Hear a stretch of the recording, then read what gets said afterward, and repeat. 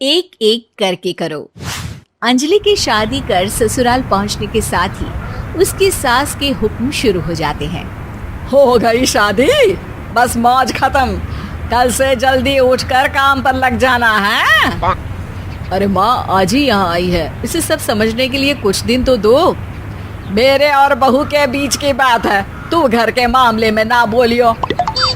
इस पर जतिन वहाँ से अपने कमरे में चला जाता है और सास अंजलि को काम की लिस्ट सुनाने लगती है। सुबह पहले घर की सफाई करनी है, फिर कपड़े धोने हैं, साथ में खाना भी बनाना है। एक की वजह से दूसरा काम रुकना नहीं चाहिए है। जी मम्मी जी ठीक है। ये कहकर अंजलि अपने कमरे में चली जाती है। अंजलि, मम्मी हमेशा बोलती थी बहू आएगी तो उनका काम हल्का होगा, पर मुझे नहीं पता था कि वो काम हल्का करने की जगह टाल ही देंगी। कुछ नहीं होता, ये सब मैं अपने घर में भी तो करती थी, मुझे आदत है, कोई दिक्कत नहीं होगी। ठीक है, पर अगर कुछ हो तो बता देना।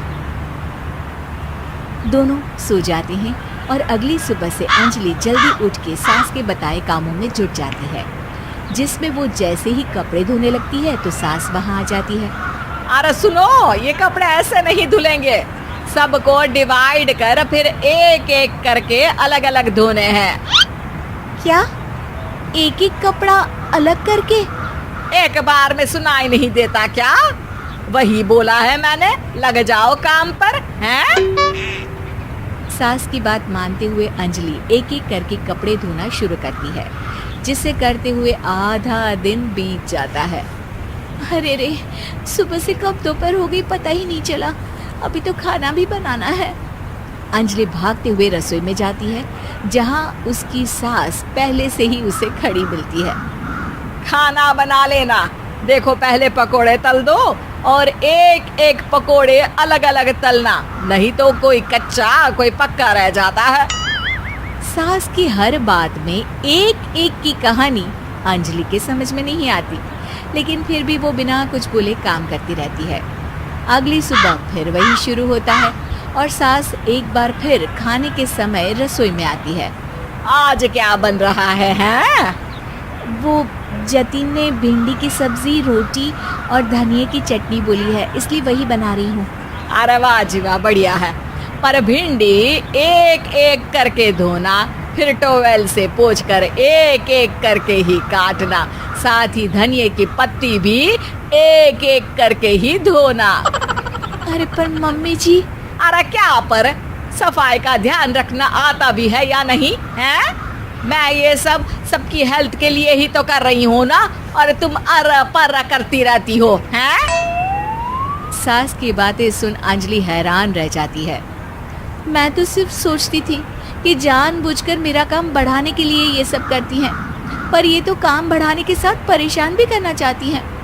मैंने इनकी कौन सी बहस खोल दी जो इतनी दुश्मनी निकाल रही हैं? अब क्या करूं?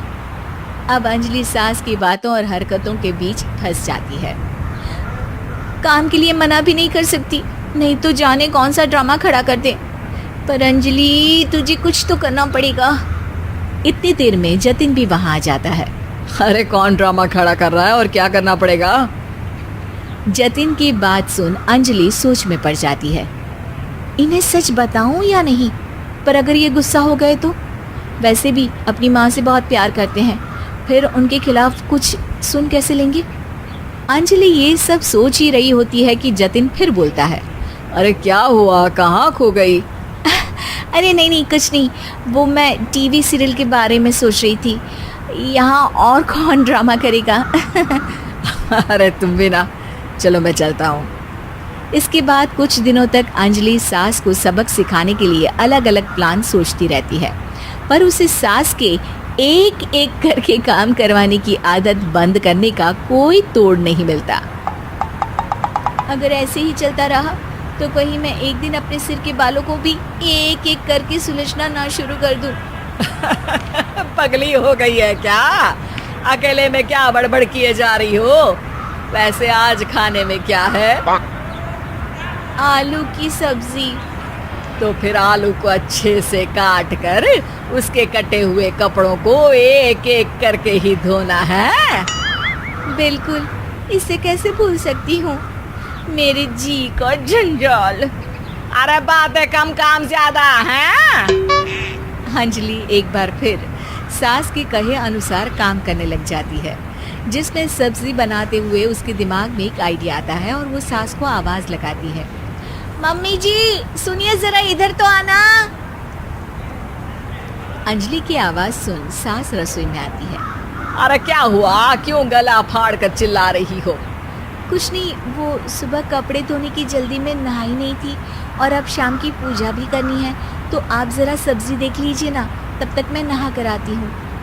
अंजलि सास को रसोई में छोड़कर नहाने चली जाती है। इसी तरह देखते देखते 4 घंटे बीत जाते हैं, लेकिन अंजलि बाथरूम से बाहर ही नहीं निकलती, जिसे देख सास उसे आवाज लगाती है। अरे बाथरूम में ही समाधि लगा ली क्या? यहाँ सब्जी बनकर ठंडी भी हो गई और अभी तक तेरा नहाना खत्म नहीं हुआ। मम्मी जी जैसे आप कहती हैं ना, मैं वैसे ही एक एक करके अपने बाल शैम्पू कर रही हूँ। तो अभी 3 घंटे और लगेंगे, तब तक काम और जतिन को खाना सर्व करना आप संभाल लेना।